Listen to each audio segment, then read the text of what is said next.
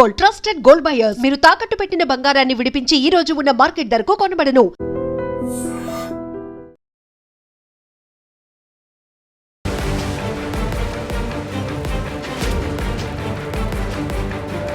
నమస్కారం, welcome to iDream.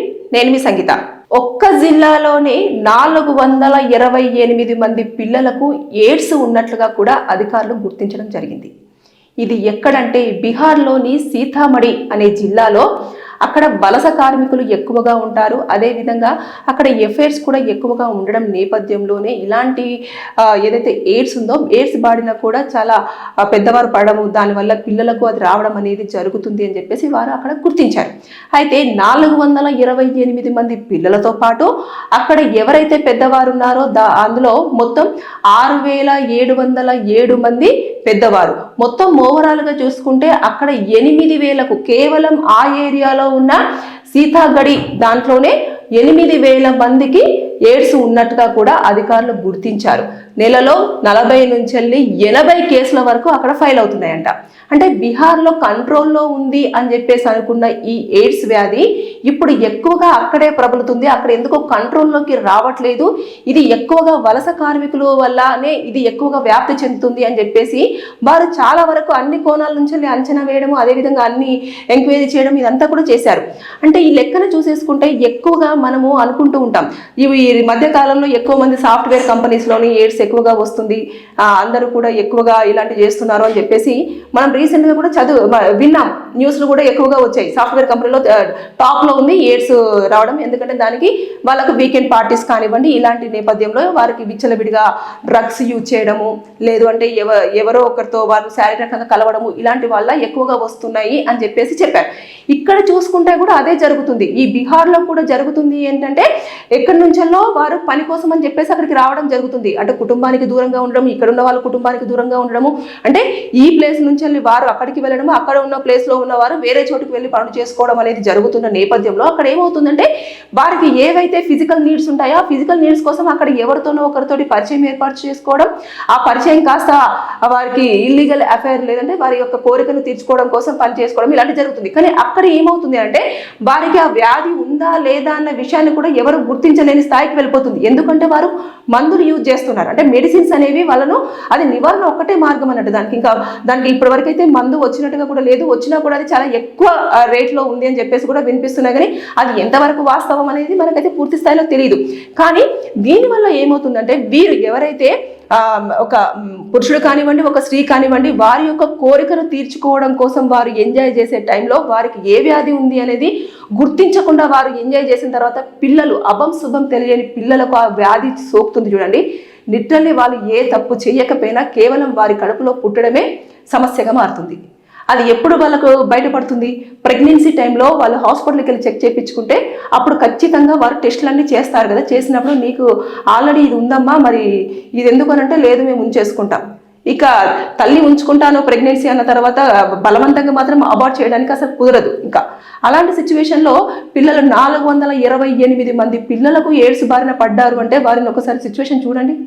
వారు ఆ టైంలో దానికి ఒక తీవ్రతను ఎలా టాబ్లెట్స్ వేస్తున్నా కూడా రెగ్యులర్గా టాబ్లెట్స్ వేసుకోవాలి. చిన్న చిన్న పిల్లలు, వాళ్ళు చూసేస్తే కూడా మనకి ఎలా అనిపిస్తుంది, వాళ్ళకి ఏం జరుగుతుందో తెలియదు, వాళ్ళ బాడీలో ఏం ఉందో తెలియదు.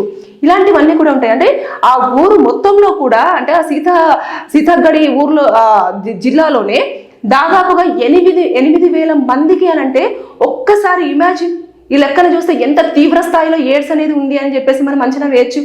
కేవలం ఆ ఒక్క రాష్ట్రంలోనే. ఇక మిగతా చూసేసుకుంటే వాళ్ళు కనుక ఇంకా ఎక్కడికైనా వెళ్ళి ఏదైనా క్షణికావేశంలో కానీ ఎవరితోనన్నా కలిశారంటే ఇంకా అక్కడ కూడా వ్యాప్తి చెందుతుంది కదా.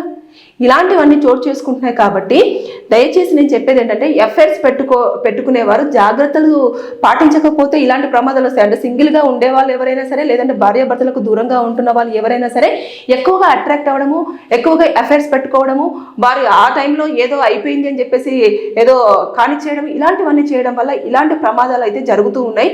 ఎక్కువ స్థాయిలో చాలా నేను చెప్పాను కదా, గతంలో కూడా నేను ఒక వీడియోలో చెప్పడం జరిగింది, ఒక నెలలోనే దాదాపుగా లక్షలకు పైగా ఎయిడ్స్ బారిన జనాలు పడుతున్నారు అని చెప్పేసి నేను చాలా సర్వే కూడా చెప్పడం జరిగింది. ఈ లెక్కను చూసుకుంటే ఇక్కడ ఇంత తీవ్ర స్థాయిలో ఉందంటే ఇంకా పలు రాష్ట్రాలలో కూడా ఏ సిచ్యువేషన్లో ఉంటుందనేది మనం అంచనా వేయొచ్చు. సాఫ్ట్వేర్ ఎంప్లాయీస్ విషయంలో ఆల్రెడీ ఒకసారి వెల్లడైపోయింది, ఇక చూస్తే ఇక్కడ ఒక స్టేట్లో వెల్లడైపోయింది. అదేవిధంగా సంగారెడ్డిలో కూడా చాలా వరకు ఎయిడ్స్ కేసులు నమోదవుతున్నాయని చెప్పేసి ఒక అంచనా వేయడం జరిగింది, ఒక నివేదిక కూడా బయటికి రావడం జరిగింది.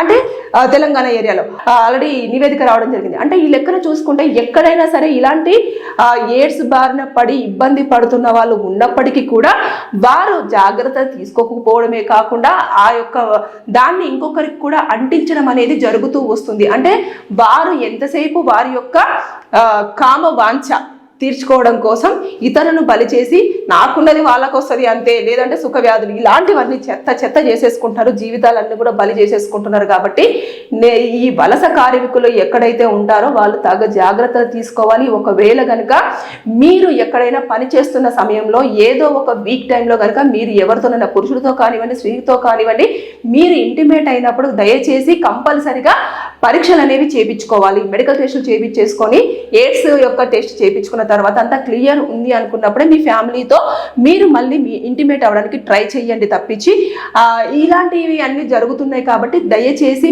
అనవసరంగా పిల్లల విషయంలో మాత్రం ఇలాంటివి చోటు చేసుకుంటాయి. కాబట్టి చాలా ఎక్కువ తీవ్ర స్థాయిలో ఉంది, మొత్తం ఇండియా వైడ్గానే చాలా తీవ్ర స్థాయిలో ఉంది. కాబట్టి దయచేసి అలర్ట్గా ఉండండి. ఎఫైర్స్ పెట్టుకునేటప్పుడైనా రిలేషన్షిప్లోకి వెళ్ళేటప్పుడైనా సరే ఇక మీదట పరీక్షలు చేసుకొని హెల్త్ కండిషన్ అంతా బాగా ఉంది, ఇతను చాలా పర్ఫెక్ట్ హెల్దీ అని చెప్పేసి అనుకున్నప్పుడే మీరు ఏం చేయాలనుకుంటారో ఆ పర్సన్తో చేయండి. అంతేగాని ఏదో వచ్చేసారు, బాగున్నారు, చూడడానికి స్మార్ట్గా కనిపిస్తున్నారు, మంచి స్టైలిష్గా ఉన్నారు, చాలా బాగా మాట్లాడుతున్నారు, కన్సర్న్ చేస్తున్నారు అని చెప్పేసి కనుక పొరపాటున వాళ్ళతో మీరు వెళ్ళారు అంటే ఖచ్చితంగా ఎయిడ్స్ బారిన పడక తప్పదు. ఇలాంటివే చోటు చేసుకుంటున్నాయి కాబట్టి be alert, be careful. Thank you. And for more videos, Please subscribe to iDream. Please subscribe to iDream. Please subscribe iDream. And please subscribe to iDream. For more videos, subscribe to iDream. please like, share and subscribe to the channel. Congratulations, iDream. Subscribe to iDream. Subscribe to iDream. So subscribe to iDream Media. iDream ki iDream team andarki huge congratulations. Please subscribe iDream Media. Please subscribe to iDream. Subscribe iDream. Please subscribe to iDream. iDream అంటే నా కళల ఛానల్ను subscribe చేసుకున్న నోరు తిరుగుతలేదు, మీరైతే గంట గుర్తు కొట్టండి. For more such videos, please subscribe to iDream. Subscribe to iDream. Please subscribe to iDream. Please subscribe iDream Media. Please do subscribe to iDream. Please subscribe to iDream Media. For best entertainment and information, please subscribe iDream. And don't forget to subscribe to iDream.